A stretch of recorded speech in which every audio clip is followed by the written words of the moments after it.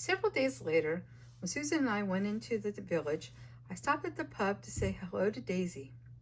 "Oh, dearie," said her mother, pulling me against her large bosom and kissing the top of my head.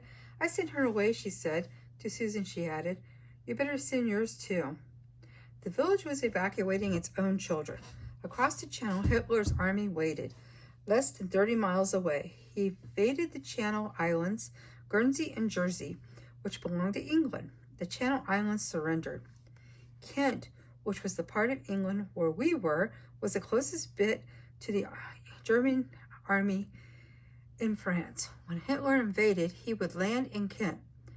Susan said nothing to Daisy's mother, but Lady told Jimmy and me not to worry. If our mother wanted us to go somewhere else, that was one thing. But until Susan heard from our mother, we were staying put. A few days later, Lady Thornton came to try to make Jamie and me go. All the other evacuees and nearly all the village children were leaving. The WVS, Lady Thornton said, would find a home for us somewhere safe. "Their mother won't know where they are," Susan protested. "Of course she will," Lady Thornton said. "I'll see that you get their new address, and whenever she contacts you, you can pass it on." Susan hesitated. "I'm not sure." Lady Thornton's nose narrowed the way it did when she was angry. "There will be an invasion," she said in a tightly clipped tone. "German soldiers in our streets, in our homes, war in our streets, quite possibly. The children should be as far away as we can send them. Margaret isn't coming home this summer. She's going straight to her new school." I felt a pang of regret. I had been expecting to see Maggie soon. Lady Thornton said, "You must send them away." Beneath the regret came a bigger wave of emotion, coiling up, rising in my gut. I didn't know what it was. I didn't know what it meant. I looked out the window and frantically tried to think of butter. "Things worse than bombs," Susan was saying. Lady Thornton shook her head. "War is no time for sentiment." "Is it sentiment?" Susan said. Her voice sounded far away, behind the humming in my ears.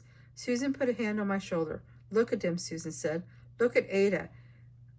If she gets put with the wrong person, she'll go right back to where she was." I shook my head, struggling to stay with them, to hear them above my increasing panic, but Lady Thornton didn't reply.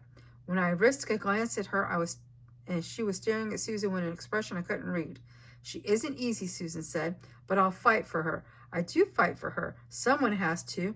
At last, Lady Thornton spoke. "I see," she said quietly.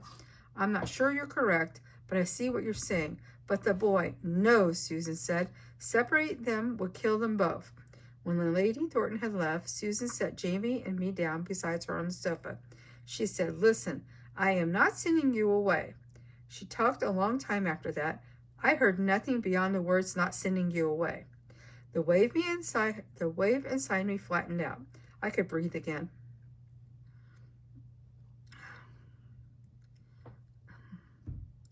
"How do you feel about it?" Susan asked me. How did I feel? I had no idea. I didn't know the words to explain. I was choking, and now I could breathe. Susan waited for me to say something. I still felt dizzy, overwhelmed. I swallowed. "I guess I'd rather stay here," I said. "Good," Susan said, "because I'm not giving you a choice." Susan had been right that all the green leaves and grass came back in summertime. The weather was glorious. Butter's pasture reached his knees, and the vegetables in our victory garden thrived. Fred found an old bicycle in one of the sheds at the Thornton house and fixed it up for Jamie to ride. School had closed for good, since most of the children were gone, so Jamie came with me every day to help Fred. The former gardener had proved useless around horses, frightened of them, and therefore inclined to smack them around. He'd been called up anyhow. Fred was alone again. Lady Thornton had sold 2 horses and put down 3 more who were past being ridden, but that still left a lot of work to do. The best pastures had been taken over for crops. The government sent land girls to take the place of the enlisted male farm workers. They moved into the old stable boys' apartments, but they only helped with the farming on the estate, not the horses. "Horses are important these days," said Fred. Jamie was finally permanently and completely banned from the airfield. They were too busy to have him around. Planes took off in bunches all day and all night. We could see them high in the sky, tiny specks patrolling the channel, watching, waiting for the invasion that would come. I struggled to fall asleep in the long, bright summer nights. Jamie and Bovril snored in unison, loudly. One night, when the noise grew too much to bear, I crept downstairs to the slightly darker living room. Susan sat on the sofa, legs curled beneath her, staring into nothing. It was not the deep, sad staring from the year before. "Can't sleep?" she asked when she saw me. I shook my head. Susan patted the sofa beside her. I walked across the room and stood in front of her, my good foot in the crutch tips, deep in the plush rug, the toes of my bad foot barely brushing the ground. "Everyone still thinks I should send you away," Susan said. I nodded. "Lady Thornton says so often. I went to Susan's WVS meetings sometimes to help sew, and Lady Thornton made a noise in the back of her throat every time she saw me." "Part of me does agree," Susan continued. "I know they mean well, but I also understand now why some of the mothers from London took their evacuated children back so soon. Some things you've got to face as a family. Hitler was in Paris. He could be in London next week." "For the longest time," Susan went on, "I thought I was neglecting you. I didn't take care of you the way my mother took care of my brothers and me. My mother watched me all the time. She always kept me neatly dressed. She ironed my shoelaces.